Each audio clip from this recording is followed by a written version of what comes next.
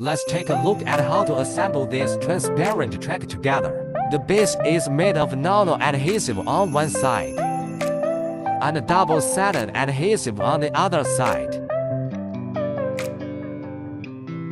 Snap this cover onto the base. The entire base has been fixed. Any point on this wire can conduct electricity and can be assembled.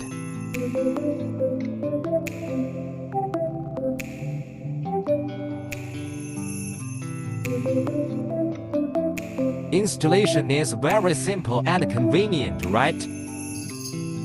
Connect to the power connector. Finally, just clip in this track light.